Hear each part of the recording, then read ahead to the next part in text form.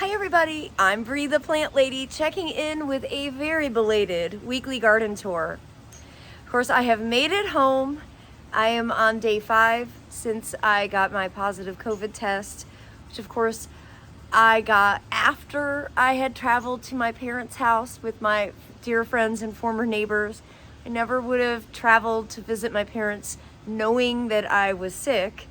But also, side note for anybody that wanted to post some sarcastic comment on my channel, everyone that I was with has very recently recovered from COVID. So nobody wanted me to be isolated because they all have very recent immunity. My dad just got over COVID 2 weeks ago. So just be aware that COVID is spreading like wildfire. I haven't totally figured out exactly where I got it from at this stage. I don't think it really matters. But I'm definitely feeling better today. Yesterday I was completely wiped out and I really hardly left the couch at all. And today it's gonna be, feels like 116 outside. So even though I woke up with these grand ambitions about getting the last couple of beds cleaned up and replanted, there's no way I'm gonna take that on today. I'm gonna try and take my own advice that I like to give to other people, and to enjoy the hobby of gardening, you shouldn't torture yourself, and that definitely includes not gardening when it's triple digits, super humid, and you're still, rebounding from this horrible virus. But I do have the energy to take a stroll this morning. We'll also be moving some sprinklers around in preparation of this extreme heat, and even though we have thunderstorms in the percentages in the forecast every day, it hardly ever rains here. But let's turn this camera around so you can see how the garden has progressed in the last week and a half. Well, right here in the driveway bed, I had my first tomato casualty. It was about the size of this one. This is orange icicle. I don't know. Well, it just started wilting, I mean, it's just what tomatoes do. Everything else in the pot is healthy. So at first I was like, ooh, maybe it's too dry. But then I'm like, well, the coleus would be also wilted. And then I was like, maybe it's not draining. But again, the coleus would also be suffering in those conditions.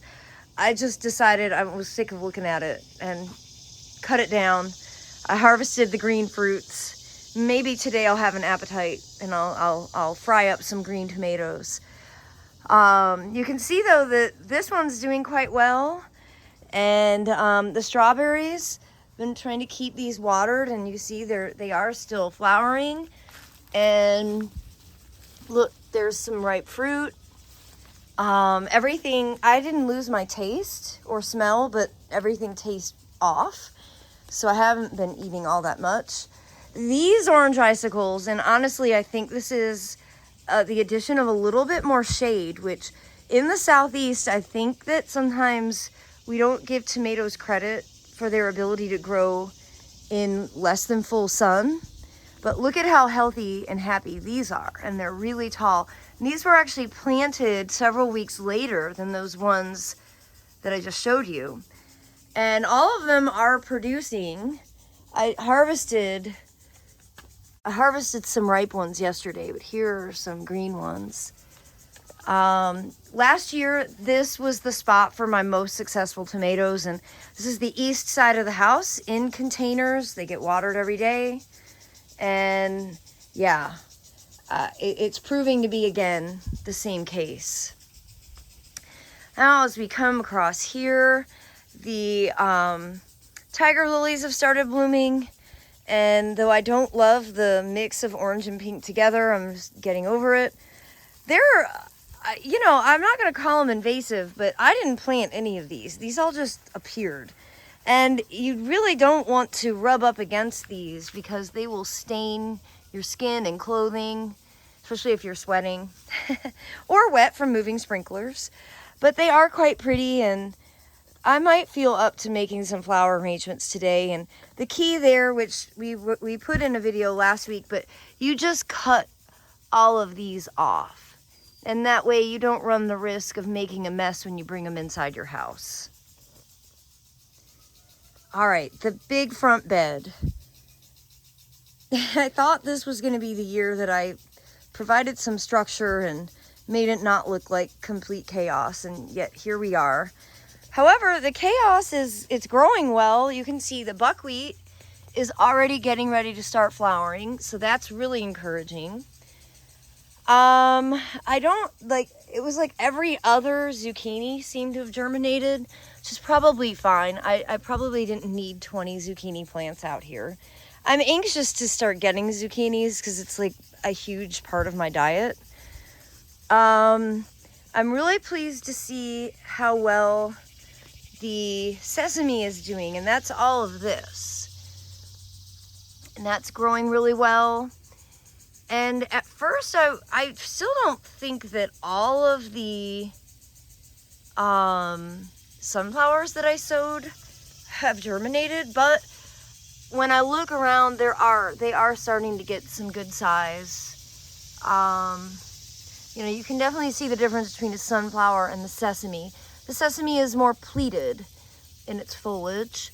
The sweet potatoes are recovering from that early deer damage.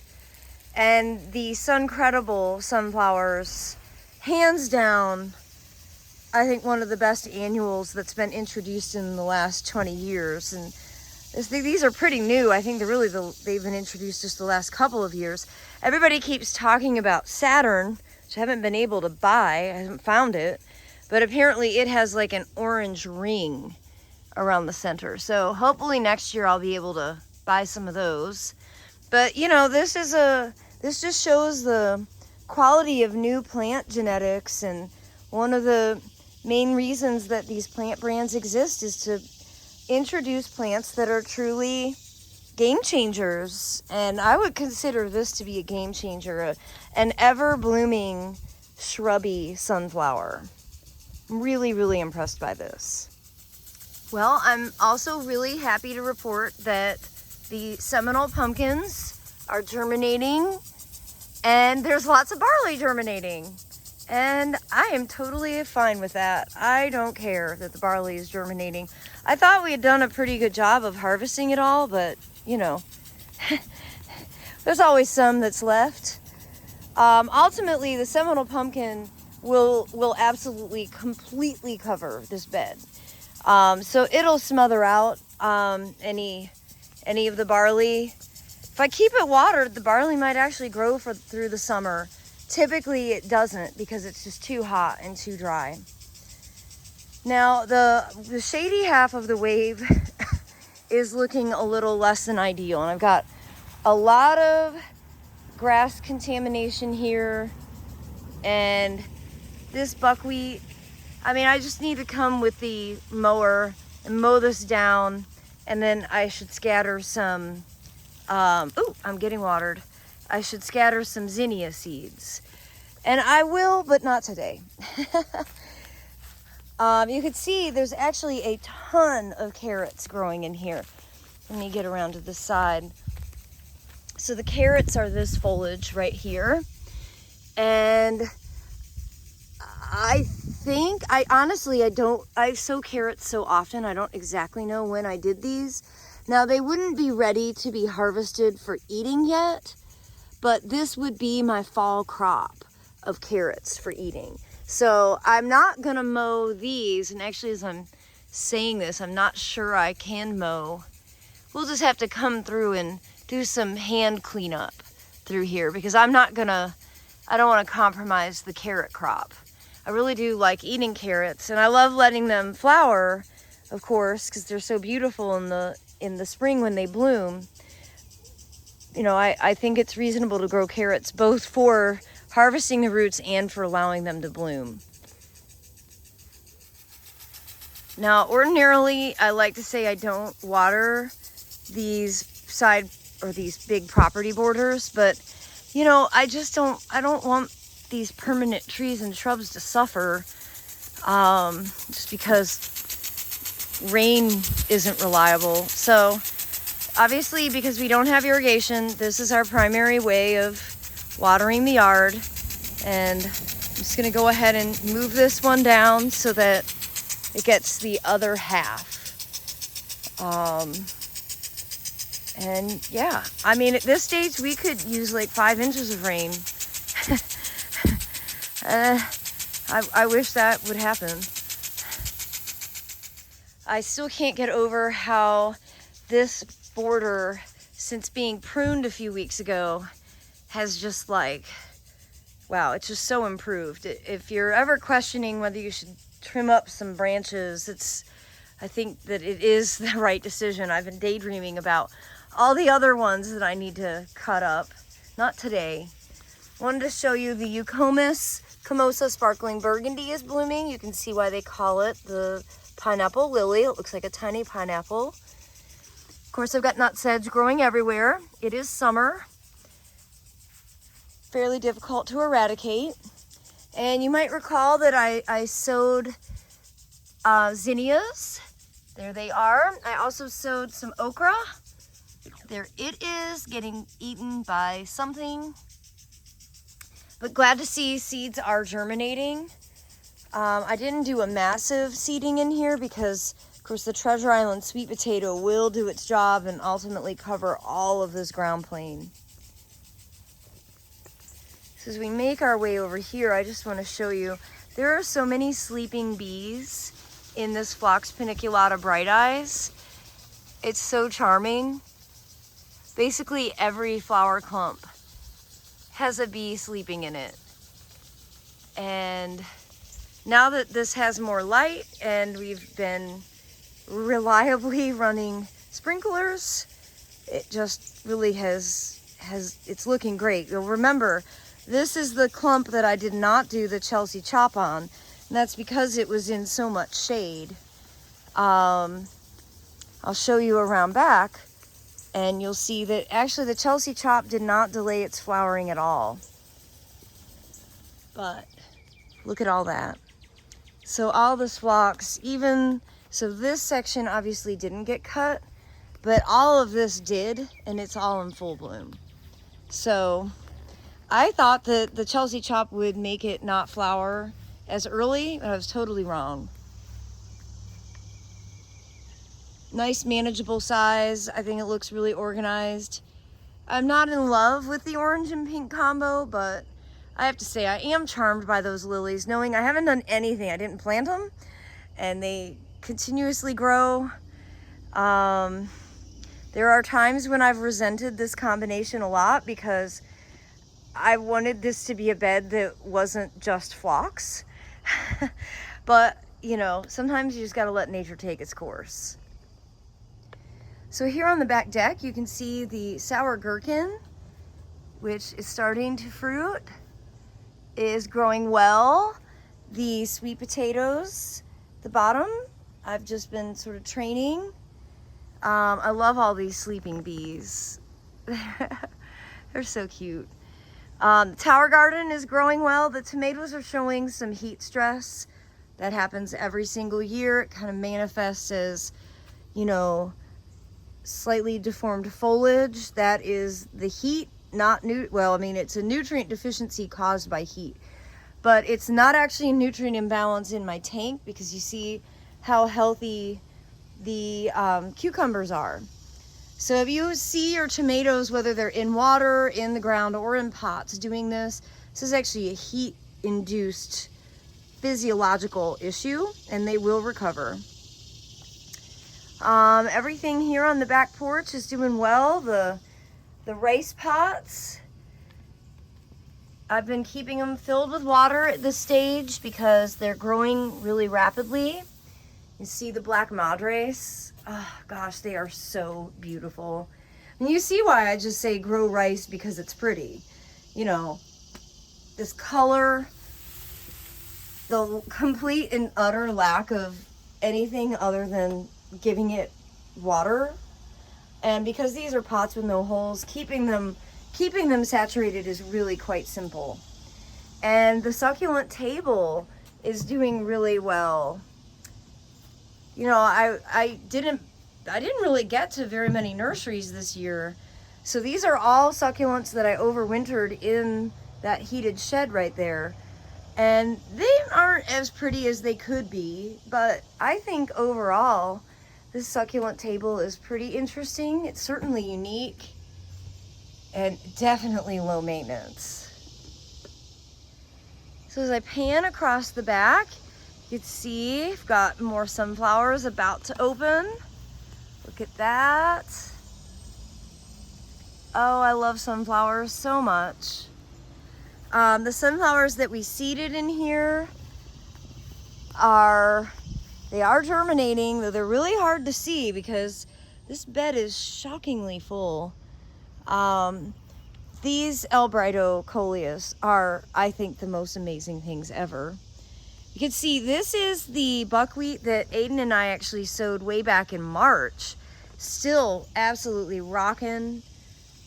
Again, buckwheat is a plant that everybody should at least try growing one time. I think it's so worthwhile. Just a perfect little thing to direct seed, to fill in any open spaces. The parsley continues. I'm trying to let this go to seed. It just takes forever for the seed to ripen. A serious lack of swallowtails, though. That's definitely a concern. I've been seeing other people say it. I haven't had really any meaningful monarch visitors. So hopefully they're somewhere. They just aren't visiting me. I mean, it always hurts my feelings, but there's plenty of food for them. You can see the Asclepias tuberosa is starting to bloom again. This is its second round of flowers. And I still haven't cut the seed heads off, but I usually wait. Oh my gosh, you guys, look at, oh, hot dog. Well, these are swallowtail caterpillars. Very excited to see this. They are eating the parsley. Oh my goodness. Well, that's something. Very happy, very, very happy indeed to see that at least there's two. And how funny that they're right next to one another. Oh, I just love them so much.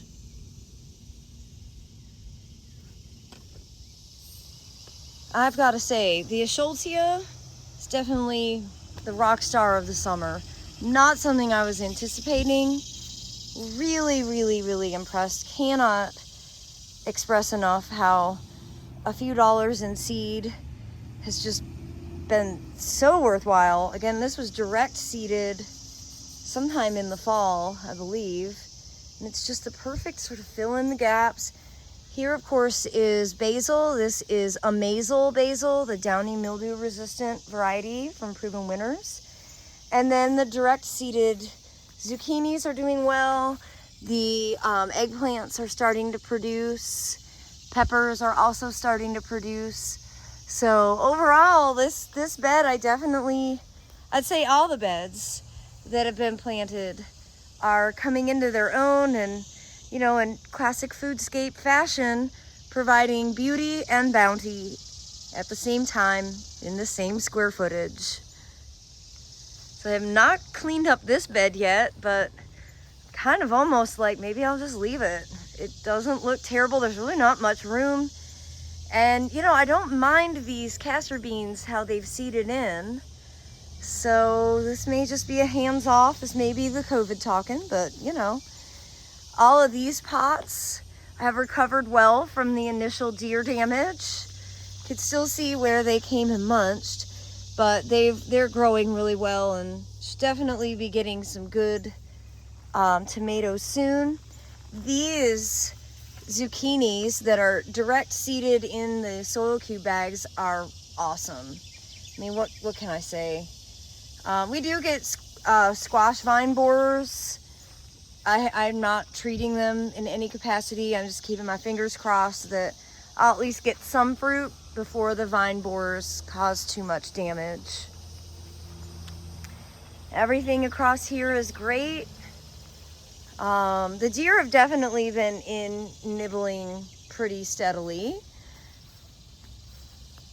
And here you can see this, I don't remember the name of this variety of eucomis. I really like it. It's got green foliage and these softer pink flowers. And the nice thing is these flowers will last like 3 months in a cut flower arrangement. So they're really, really great to, harvest for the purpose of bringing inside to enjoy. Well, last week Savannah did an amazing job getting this bed pretty well cleaned out. I still have some carrot seeds to harvest, as you can see here. And this is the bed that I'm really anxious to come in and do a massive pruning, prune that Prunus mume way back, and actually gonna take the Kentucky coffee tree out. I know there may be some controversy over that, but I'm gonna do some major pruning, but this is not the day to do it, even though I've been daydreaming about doing it. We will have cooler temperatures at some point, and I will have help, and I won't have COVID forever, hopefully. So just gonna chill out. The deer have been busy though. You can see they've been eating the remaining Swiss chard. Of course, they never eat, the seedling oaks, which are my #1 weed, or the seedling sweet gums, which are my #2 weed. But that's how it works with deer. Borders are dry. I will be bringing sprinklers back here. I did get this corner cleaned up before we went to Aiken, and actually planted it with some perennials. I lost all of the Salvia leucantha that had been planted here, and that was from that cold snap in March where it had started to grow vegetatively and it was tender, and then when we got cold it just died down and it didn't come back. So I actually replaced it with some Salvia greggii, which is more native to like Texas and Mexico, but I think in general better, more reliable. I have Salvia leucantha to plant. I just am not sure where. I don't think I'm gonna keep making the same mistakes over and over again. At least try not to. You can see again the Eschscholtzia, the California poppy. It opens as the sun comes out, so they close tightly during the nighttime and then they open, and it's just so beautiful. This is beyond all of my expectations. Really was not anticipating it getting this large. And then everything in these big 100-gallon root pouches filled with soil cube is doing great. So great that the deer are like, oh, awesome. And they are eating the peanuts, because of course they are. But that's all right. I mean, it's annoying, but it is what it is. I'm really pleased though to see, peppers starting to form, and these tomatoes are doing absolutely phenomenally. So hopefully we'll start to get some fruit. Because again, why grow tomatoes if you're not harvesting fruits? And the fire pit bed is doing great. I love these mangaves and succulents so much. They're just so dynamic. And all of these pots are doing really well. We're gonna have lots of eggplant, which is great because I love ratatouille. And the deer have been nibbling in here. They really like the sweet potatoes. I don't blame them. So, hopefully the sweet potatoes will grow well enough. Here's another pot of black madres doing really well. That was seeded about a month later than the ones on the back porch, so you can see the difference. And we're starting to get some ripe figs, which I can't believe it. 11 years in the ground, finally starting to get some figs that will be harvestable. And behind the fire pit, we did get all those potatoes harvested and replanted the bags with tomatoes. And so right now they're cute and small. This was my goal to really do a big tomato planting the last week of June, and I did accomplish that, which is awesome. And I think you'll be really impressed with the productivity of these tomatoes over the course of summer, but really into fall. There's too many diseases in like May and June that wipe out tomatoes that I've just kind of decided to play with the seasonality. I did this for the first time last year and it was a huge success. So fingers crossed, I'll be replicating that success again this year. Well, everybody, I hope you've enjoyed today's garden tour. It's probably a bit longer than I intended. I can definitely feel that it's getting hot. I don't think that I have a fever. I think it's just the outside temperatures. I've got to move that sprinkler again, and I'm gonna head inside and drink some copious amounts of water to stay hydrated today, and maybe attack some computer work that's been waiting for several weeks. Well, I look forward to sharing another update on schedule next week. Hopefully I'll be fully recovered by then and getting more accomplished in the garden. And I'm wishing you all the very best, and I hope that you will all stay happy and healthy. COVID is spreading like wildfire right now. Take care, everybody, and thanks for watching.